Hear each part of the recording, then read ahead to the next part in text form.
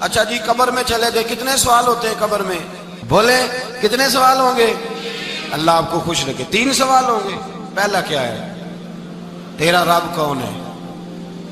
میں مثال دینے لگا ہوں، کسی نے انکار کر دیا، کہنے لگا ہا ہیتا لا ادری، میں نہیں جانتا، تو اللہ کو نہیں مانتا تو چاہیے نا رب جہنم میں ڈال دے، پر اللہ نے دوزخ میں نہیں ڈالا، نہیں ڈالا۔ ابھی دوسرا سوال پوچھو، ماں دینوں کا، تیرا دین کیا ہے؟ ہا ہیتا لا ادری، کافر ہے، منافق ہے، فاسق ہے، کہتا ہائے افسوس میں نہیں جانتا۔ چاہیے تھا نا دین نہیں جانتا دوزخ میں ڈالا جائے، لیکن اللہ ابھی دوزخ میں، ابھی جہنم کا گڑھا نہیں بنی۔ فرمایا تیسرا سوال پوچھو، حضور کا چہرہ دکھایا، ما کنتا تقول فی حق ھذا الرجل، ان کے بارے میں کیا کہتا تھا؟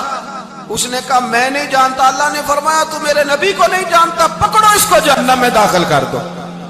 نہ اپنی ذات کے انکار پر دوزخ میں بھیجا، نہ دین کے انکار پر، کہا میرے مصطفیٰ کو نہیں مانتا، ڈالو اس کو جہنم کے اندر۔ تمام کتب حدیث، تمام بخاری سے لے کر طبرانی تک، تمام کتب حدیث میں اسی رنگ میں روایت ملے گی۔ قبر میں بندہ گیا، مومن ہے، مسلمان ہے، نمازی ہے، 10 حج کیے، 15 عمرے کیے، زکاتیں، صدقات، خیرات، عبادات، نفل، نماز، داڑھی، حج، عمرہ، بڑا کچھ۔ ہاں بھائی من ربو کا، اس نے کہا ربی اللہ، اللہ میرا۔ اس کو جنت کوئی نہیں ملی، ابھی جنت کی کھڑکی۔ دوسرا سوال پوچھو، ماں دینوں کا، تیرا دین کیا ہے؟ دینی الاسلام، میں اسلام کو مانتا ہوں، جنت مل گئی۔ بھائی پورے کے پورے دین کو مان رہا ہے، نماز کو مان رہا ہے، حج کو مان رہا ہے، زکوٰۃ کو مان رہا ہے، عبادات کو مان رہا ہے، ہر چیز کو مان رہا ہے، لیکن جنت ملی۔ فرمایا تیسرا سوال پوچھو، حضور کا جلوہ والضحیٰ دکھایا۔ کچھ لوگ غلط ترجمہ کرتے ہیں، یہاں بھی کہتے ہیں پوچھا جائے گا یہ کون ہے، یہ لفظ نہیں ہے، ما کنت تقول فی حق ھذا الرجل۔ اللہ فرمائے گا یہ بتا دنیا میں میرے نبی کو کیا کہا کرتا تھا، ان کے بارے میں تو دنیا میں کیا کہا کرتا تھا؟ تو جو کہا کرتا تھا وہ کہہ کے اسی وقت پکار اٹھے گا کہ میں کہا کرتا تھا یا نبی پکارا کر، میں یہ کہا کرتا تھا یا نبی، میں یہ کہا کرتا تھا کہ دشمن احمد پہ شدت کیجئے، ملحدوں سے کیا مربت کیجئے، اور شرک ٹھہرے جس میں تعظیم حبیب، اس برے مذہب پہ لعنت کیجئے، اور مثل فارس زلزلے ہوں نجد میں ذکر آیات ولادت کیجئے، اور غیظ میں جل جائے بے دینوں کے دل، یا رسول اللہ کی کثرت کیجئے، یا رسول اللہ کی کثرت۔ میں یہ کہا کرتا تھا۔ اچھا اس نے اللہ کو مانا، دین کو مانا، جنت نہیں ملی۔ جب کہنے لگا نا ہوا محمد الرسول اللہ صلی اللہ علیہ وسلم، جب حضور کو پہچانا، حضور کو، نبی پاک کو پہچانا، تو فرمایا نہیں میرے یار کو جانتا ہے، اب کھول دو جنت کا دروازہ۔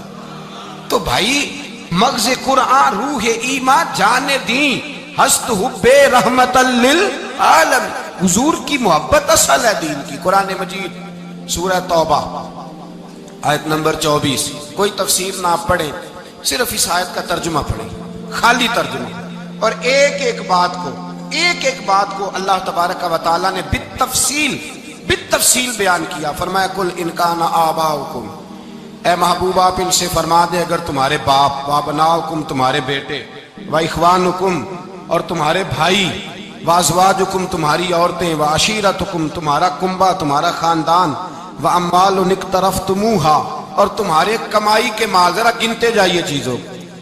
فرمایا محبوب کہہ دیں تمہارے باپ بھی، تمہارے بیٹے بھی، تمہارے بھائی بھی، تمہاری عورتیں بھی، تمہارا سارا ہی خاندان، بات ہی ختم کر دی، تمہارا سارا ہی خاندان، واموال اقترفتموہا اور تمہارا کمایا ہوا مال۔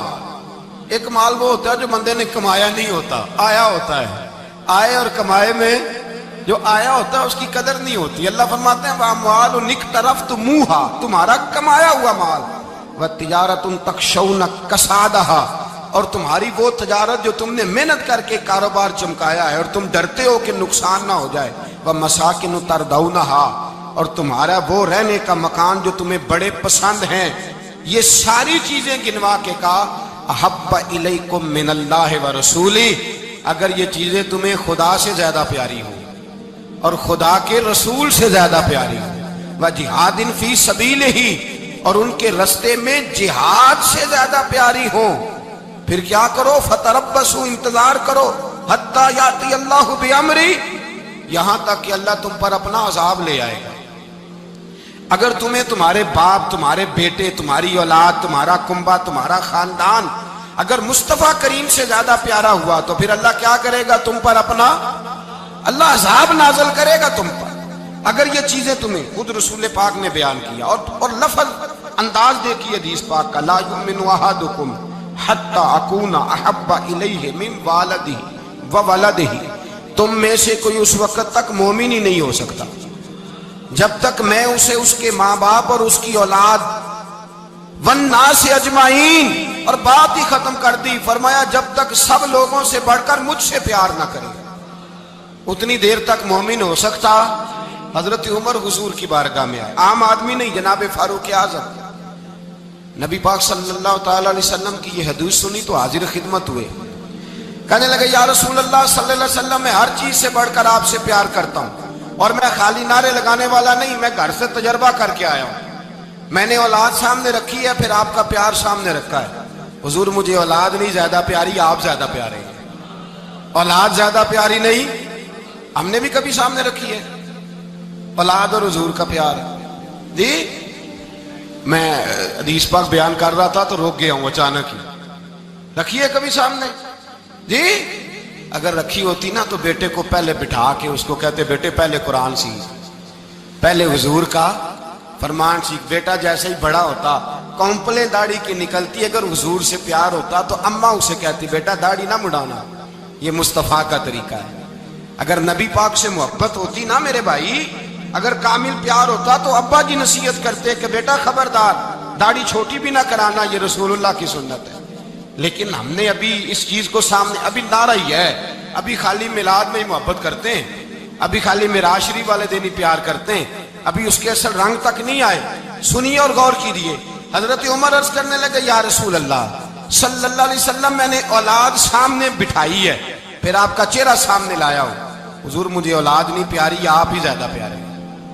پھر عرض کی حضور میں نے کل کمائی، کل جمع پونجی لا کے اپنے سامنے رکھی ہے، مجھے مال پیارا نہیں، آپ زیادہ پیارے ہیں۔ یا رسول اللہ صلی اللہ علیہ وسلم، میں نے ماں باپ کے چہرے سامنے رکھے ہیں، بہن بھائیوں کو رکھا ہے، رشتہ داروں کو رکھا ہے، دوستوں یاروں کو رکھا ہے، مجھے وہ نہیں پیارے، آپ پیارے۔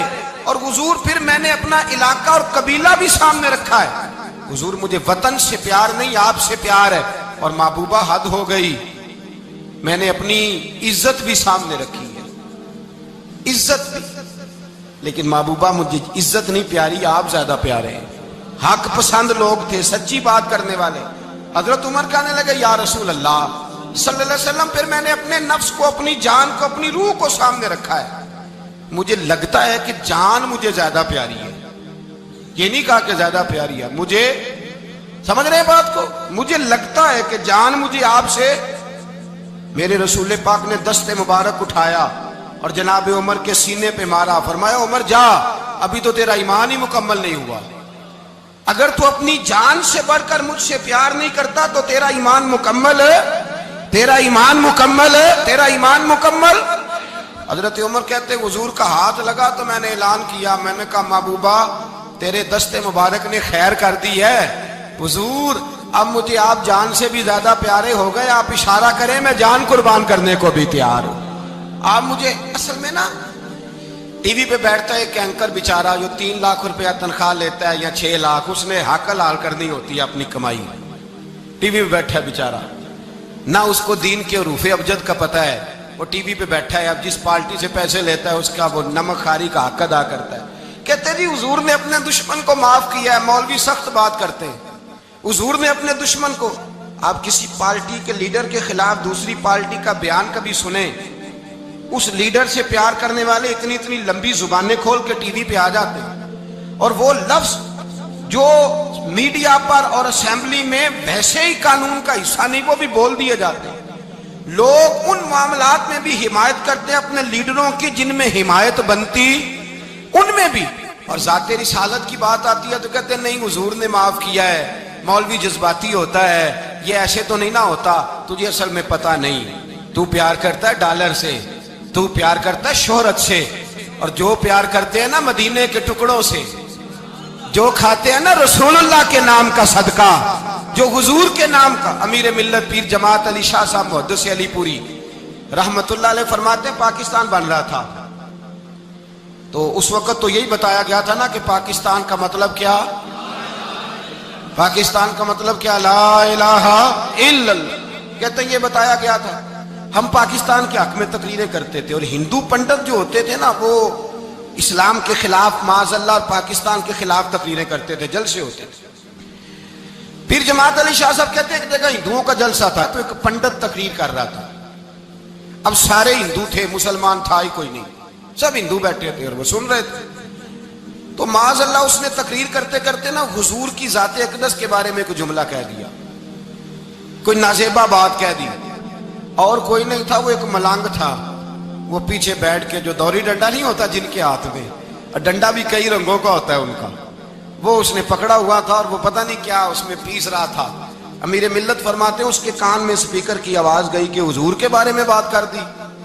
اس نے ڈنڈا پکڑا، ملانگس آدمی تھا، پیچھے سے نکلا، کسی نے روکا بھی نہیں، اسٹیج پہ چڑھا سیدھا اور 2-4 ڈنڈے زور زور سے پنڈت کے سر پہ دے مارے، پنڈت مر گیا، پرچہ ہو گیا، مقدمہ ہو گیا، جیل ہو گئی۔ امیر ملت کہتے ہیں میں جیل میں ملنے گیا، میں جیل میں، دیکھے بندہ ان پڑھ تھا، بات بڑی پڑی کر گیا۔ امیر ملت فرماتے ہیں بندہ سادہ تھا پر بات بڑی حسین کر گیا، بندہ بالکل بے عمل تھا پر بات ایمان کی کر گیا۔ آپ فرماتے ہیں میں جیل میں ملنے گیا تو میں نے کہا سائیں نہ تو نماز پڑھے، نہ روزہ رکھے، نہ تو مسجد آئے، تو عبادات کی طرف توجہ نہیں کرتا، اور تو نے اتنا بڑا کام کر دیا ہے، ہندو مار دیا ہے۔ تو پیر صاحب کہتے ہیں میری طرف دیکھ کے نا پنجابی میں بولا، کہنے لگا پیر جی مینوں تے سیدھے لفظ بھی کوئی نہیں آتے، مینوں کی پتا جے سیدھے لفظ بھی کوئی، مینوں نہیں پتا میرا درجہ کی ہے۔ پیر صاحب میں نماز نہیں پڑھتا میری غلطی ہے، روزہ نہیں رکھتا ہے میری غلطی ہے، میں عبادت نہیں کرتا میری غلطی ہے، پر پیر صاحب یہ تو نہیں نہ ہو سکتا کہ میرے سامنے کوئی میری اچھی تے سچی سرکار دی بے ادبی کر کے لنگ جائے۔ لفظ بڑے کمال کہہ گیا، کہنے لگا پیر صاحب میں گناہگار ہوں پر اپنے نبی کا غدار نہیں ہوں۔